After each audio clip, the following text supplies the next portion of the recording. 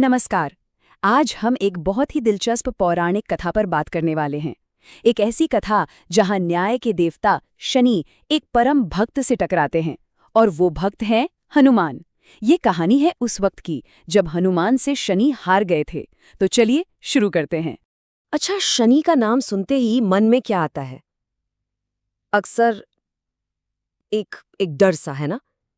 पर ऐसा क्यों है? मतलब शनि के नाम से इतना डर क्यों लगता है? इस डर के पीछे जो सबसे बड़ी वजह है वो है एक ज्योतिषीय अवस्था जिसे कहते हैं साढ़े साती। जी हाँ, ये 7.5 साल का एक ऐसा दौर माना जाता है जो काफी मुश्किलों भरा हो सकता है, जब शनि का असर सबसे ज्यादा होता है। और पता है, इसी प्रभाव को लेकर एक बार शनिदेव खुद हनुमान जी के पास पहुंचे थे और बस यहीं से शुरू हुआ वो टकराव जिसके बारे में आज हम बात कर रहे हैं। तो इस कहानी के जो दो किरदार हैं वो अपने आप में ही बहुत शक्तिशाली हैं। एक तरफ है न्याय के देवता शनिदेव और दूसरी तरफ है परम भक्त हनुमान। और इन दोनों में जो फर्क है ना, वो वाकई देखने लायक है। देखिए, एक तरफ हैं सूर्यपुत्र शनि, जो न्याय करते हैं, अपनी धीमी चाल और 7.5 के असर के लिए जाने जाते हैं। और दूसरी तरफ पवन पुत्र हनुमान, जो परम शक्तिशाली हैं और संकट मोचन कहलाते हैं। मतलब एक न्याय के देवता हैं तो दूसरे संकटों को हरने वाले। बिल्कुल अलग। तो अब कहानी उस मोड़ पर पहुंचती है जहां एक देवता का, कह सकते हैं, कॉस्मिक ड्यूटी एक भक्त की अटूट श्रद्धा से टकराने वाली है। तो हुआ यूं कि हनुमान जी शाम के वक्त अपने प्रभु श्री राम के ध्यान में मग्न थे। एकदम शांत माहौल। और तभी वहां पर पहुंचते हैं शनिदेव, अपने श्याम वर्ण और प्रभावशाली रूप में। और वो एक चेतावनी देते हैं। शनिदेव ने कहा, मैं आपको सावधान करने आया हूं। कलयुग शुरू हो चुका है और मेरी 7.5 अब आप पर लगने वाली है। मैं आपके शरीर पर आ रहा हूं। अब देखिए, ये कोई धमकी नहीं थी।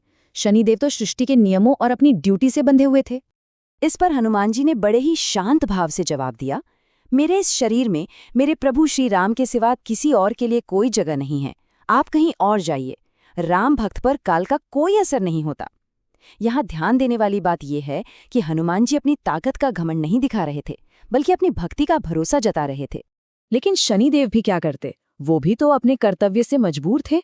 उन्होंने कहा, मैं तो बनाने वाले के नियमों से बंधा हूं। आप पृथ्वी पर है तो मेरे अधिकार क्षेत्र से बाहर नहीं हो सकते। आप इसे टाल नहीं सकते। तो हनुमान जी ने पूछा, अच्छा, तो आप शरीर पर कहाँ बैठेंगे? शनिदेव ने बड़े गर्व से जवाब दिया, सिर पर, ताकि 2.5 साल के लिए बुद्धि को भ्रमित कर सकूं। और बस ये सुनते ही ये तो तय हो गया कि अब टकराव होकर रहेगा। और फिर जो हुआ वो इच्छा शक्ति की परीक्षा से बढ़कर जबरदस्त शक्ति का प्रदर्शन बन गया। तो जैसा तय हुआ था, शनिदेव हनुमान जी के सिर पर आकर बैठ गए। और जैसे ही वो बैठे, हनुमान जी को सिर पर जरा सी खुजली महसूस हुई। अब खुजली मिटाने का हनुमान जी का तरीका भी निराला था। उन्होंने शांति से एक बड़ा सा पहाड़ उठाया और खुजलाने के लिए उसे अपने सिर पे रख लिया। बेचारे शनिदेव अब उस पहाड़ के नीचे दब गए। वजन पड़ते ही शनिदेव चिल्लाए, अरे, ये क्या कर रहे हैं आप? उनकी आवाज में हैरानी और दर्द दोनों साफ थे। हनुमान जी ने जवाब दिया, जैसे आप अपने नियम से मजबूर हैं, वैसे ही मैं अपने स्वभाव से। और ये कहते कहते उन्होंने एक और पहाड़ उठाया और अपने सिर पर रख लिया। बस अब तो शनिदेव की हालत खराब हो गई। वो गिड़गिड़ाने लगे, इन्हें उतारिए, मैं समझौता करने के लिए तैयार हूं। मतलब वो किसी भी तरह इस मुसीबत से निकलना चाहते थे। लेकिन हनुमान जी तो जैसे सुन ही नहीं रहे थे। उन्होंने एक तीसरे पहाड़ भी उठाकर सिर पर रख लिया। अब तो शनिदेव के लिए ये वजन बर्दाश्त से बाहर हो गया था।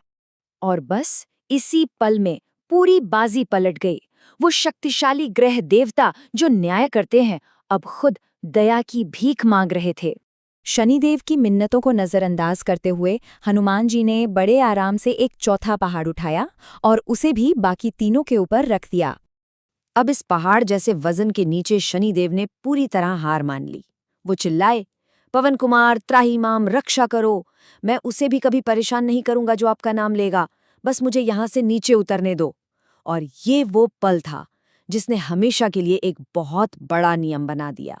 तो इस लड़ाई का नतीजा सिर्फ हार जीत तक ही सीमित नहीं रहा। इससे एक ऐसा वचन निकला, एक ऐसी परंपरा बनी जो आज तक चली आ रही है। तो शनिदेव ने वचन क्या दिया? पहला, कि जो कोई भी हनुमान जी को याद करेगा उसे वो कभी तकलीफ नहीं देंगे, और दूसरा कि वो आज दिए गए इस वचन का हमेशा हमेशा सम्मान करेंगे। कहानी यहीं खत्म नहीं होती। बताया जाता है कि उन पहाड़ों के वजन से शनिदेव को जो चोटें आईं, उन्हें ठीक करने के लिए उन्होंने तेल मांगा, और शायद यही वजह है कि आज भी शनिदेव को तेल चढ़ाने की परंपरा है। माना जाता है कि इससे वो खुश होते हैं। तो ये पूरी कहानी हमें एक बहुत ही गहरे सवाल के साथ छोड़ जाती है कि आखिर बड़ा कौन है, ब्रह्मांड के नियमों को चलाने वाली शक्ति या फिर किसी के प्रति निस्वार्थ भक्ति? शायद इसका जवाब इसी कहानी में कहीं छिपा है। ये सोचने वाली बात है ना?